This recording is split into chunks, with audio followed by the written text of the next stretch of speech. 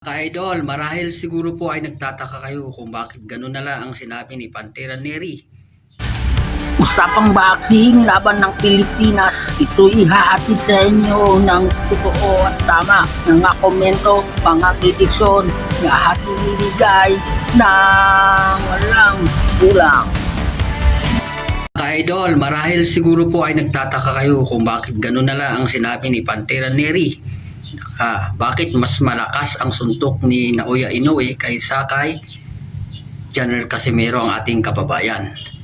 Well, ito, panuorin niyo po yan. Sa General Casimero.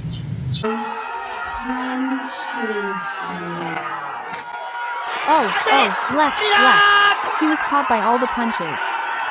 Tama po Kaya nasabi ni Pantera Neri na mas malakas si Naoya Inoue sa kanyang suntok dahil kung inyong oobserbahan po yung suntok ni ni General Casimero ang ating kababayan ay nandoon yung bigat, lahat ng kanyang katawan, ginamit niya lang yung pwersa ng kanyang bigat sa kanyang suntok. Kaya po siya natumba, open yung pangan niya at saka tumama yung kanyang suntok, kaya napatulog si Pantera Neri. Ngayon, ito, panoorin nyo na naman po itong suntok ni Naoya Inoue. Not enough superlatives to paint on this performance from the second round on. No, not at all. And that finish right there, I mean, what do you say, Tess? And look at the way Yan, nakita nyo po, no? Kung baga, sa suntok po kasi, no? Yung iko-compare mo po yung impact ng suntok ni General Casimero ay nandoon po yung talagang bigat. Buong katawan niya, buong puwersa ay ginamit niya.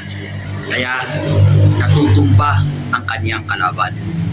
Samantalang itong Japanese monster kuno, sinasabi nila na si Naoya Inoue ay ginagamit niya din po yung kanyang buong puwersa, pero yung lakas po ng kanyang suntok, ng diin ng kanyang suntok ay nanggagaling lamang po dito sa kamay at saka dito sa niya.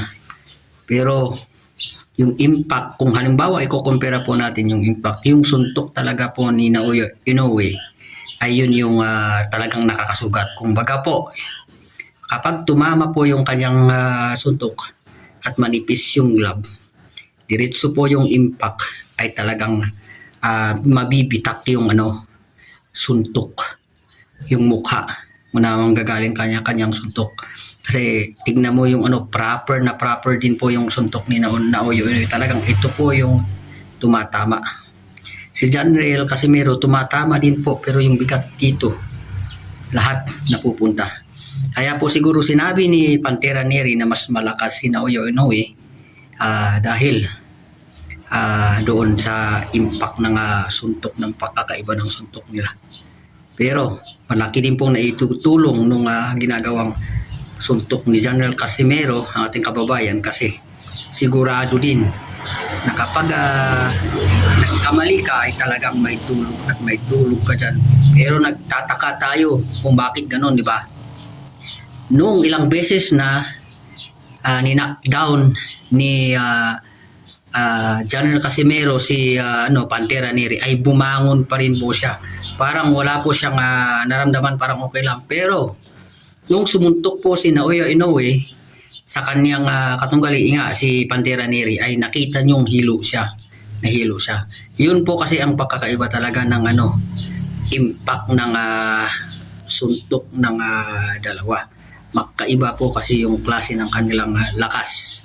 Si General Casimero ay sinasama niya yung kanyang lakas sa bigat ng kanyang pangangatawan. Samantalang itong si the monster Inoue ay ginagamit niya po yung kanyang pwersa sa kanyang katawan na buo sa kanyang kamay at pangangatawan. Kaya kung nakita nyo yung biglang natumba si Pantera Neri, ay halos hindi na po talaga makagising. Yun ang pagkakaiba ng bigat at saka yung impact na diretso na suntok na manggagaling din po sa kanyang sa impact na kanyang suntok na nandoon din yung puwersa ng katawan, pero nakakonsentrate din po sa kamay lahat.